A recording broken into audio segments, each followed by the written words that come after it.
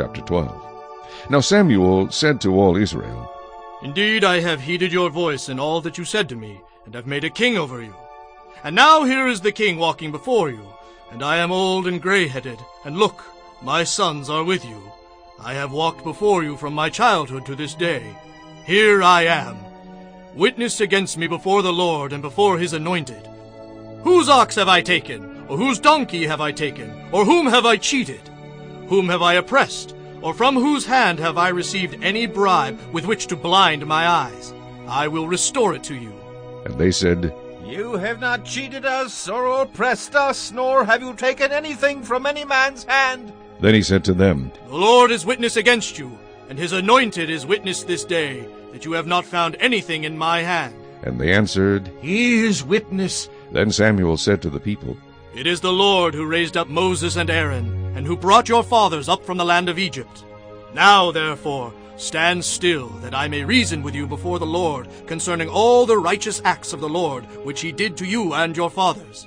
When Jacob had gone into Egypt, and your fathers cried out to the Lord, then the Lord sent Moses and Aaron, who brought your fathers out of Egypt, and made them dwell in this place. And when they forgot the Lord their God, he sold them into the hand of Sisera, commander of the army of Hazor, into the hand of the Philistines, and into the hand of the king of Moab, and they fought against them. Then they cried out to the Lord and said, We have sinned, because we have forsaken the Lord, and served the Baals and Ashtoreths. But now deliver us from the hand of our enemies, and we will serve you. And the Lord sent Jerubbaal, Bedan, Jephthah, and Samuel, and delivered you out of the hand of your enemies on every side, and you dwelt in safety. And when you saw that Nahash, king of the Ammonites, came against you, you said to me, No, but a king shall reign over us, when the Lord your God was your king. Now, therefore, here is the king whom you have chosen and whom you have desired.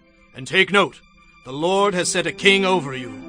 If you fear the Lord, and serve him and obey his voice, and do not rebel against the commandment of the Lord, then both you and the king who reigns over you will continue following the Lord your God.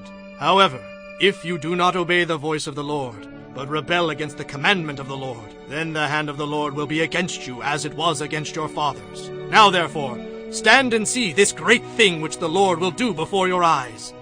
Is today not the wheat harvest? I will call to the Lord, and he will send thunder and rain, that you may perceive and see that your wickedness is great, which you have done in the sight of the Lord, in asking a king for yourselves. So Samuel called to the Lord, and the Lord sent thunder and rain that day. And all the people greatly feared the Lord and Samuel. And all the people said to Samuel, Pray for your servants to the Lord your God, that we may not die. For we have added to all our sins the evil of asking a king for ourselves. Then Samuel said to the people, Do not fear. You have done all this wickedness. Yet do not turn aside from following the Lord, but serve the Lord with all your heart, and do not turn aside. For then you would go after empty things which cannot profit or deliver, for they are nothing. For the Lord will not forsake his people, for his great name's sake, because it has pleased the Lord to make you his people.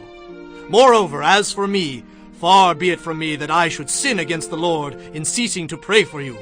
But I will teach you the good and the right way. Only fear the Lord, and serve him in truth with all your heart. For consider what great things he has done for you. But if you still do wickedly, you shall be swept away, both you and your king.